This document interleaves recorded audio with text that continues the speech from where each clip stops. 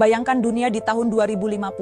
Udara saja tidak lagi berpihak pada kita. Suhu memanas hingga tingkat yang ekstrim. Sebagian orang terpaksa mendekam setiap hari di ruang ber-AC, dengan handuk basah di tangan untuk terus menyeka wajah. Mata mereka terus berair karena udara yang menyiksa. Kita hanya bisa tertidur menjelang subuh, satu-satunya waktu yang cukup sejuk di luar tembok rumah.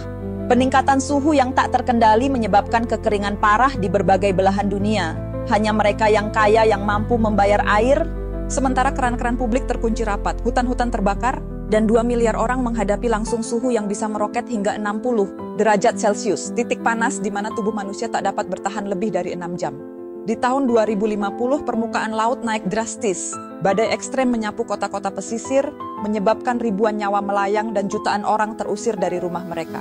Beberapa kota terpadat di dunia, seperti Alexandria, Kairo, Mumbai, Shanghai, Bangkok, dan tentu saja Jakarta, menghadapi banjir harian. Orang-orang dipaksa mengungsi ke tempat yang lebih tinggi. Kita akan menyaksikan keluarga-keluarga yang mencoba bertahan di tengah banjir, seperti yang kerap terjadi di Jakarta saat musim hujan, tetapi kali ini fenomena itu terjadi di seluruh dunia.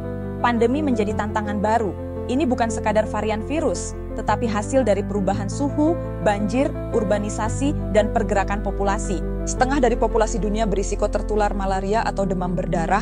Wabah-wabah baru memunculkan angka kematian yang melampaui penyakit jantung, menciptakan krisis dalam sistem perawatan kesehatan. Perusahaan asuransi bahkan menolak melayani. Apa yang kita alami 2 tahun lalu mungkin terlihat kecil jika dibandingkan dengan masa depan ini. Kelaparan merajalela di dunia dengan populasi 9 miliar jiwa. Terlalu banyak mulut untuk diberi makan, sementara air dan lahan pertanian terus berkurang.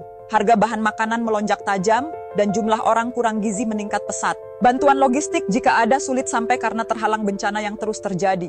Hubungan internasional juga memburuk. Setiap negara menjadi egois, saling curiga, dan memilih mempertahankan sumber daya mereka sendiri. Perdagangan global macet, dan jutaan orang yang ingin bermigrasi ditolak oleh negara-negara yang memilih mengunci perbatasan mereka dengan tentara. Bahkan, sedikit kesalahpahaman saja bisa memicu perang. Sementara media sosial dipenuhi teori konspirasi dan propaganda yang memperkeruh keadaan. Meskipun terdengar seperti naskah film bencana, semua ini bukanlah karangan belaka. Gambaran ini berdasarkan penelitian dan data ilmiah tentang skenario yang mungkin terjadi pada tahun 2030, 2050, hingga 2100. Para pemimpin dunia telah membahas hal ini di KTT COP26, sebuah forum tingkat tinggi yang diikuti oleh 197 negara. Mereka membicarakan masa depan dan berusaha menyusun rencana untuk mencegah skenario ini menjadi kenyataan. Namun, upaya itu sulit dilakukan.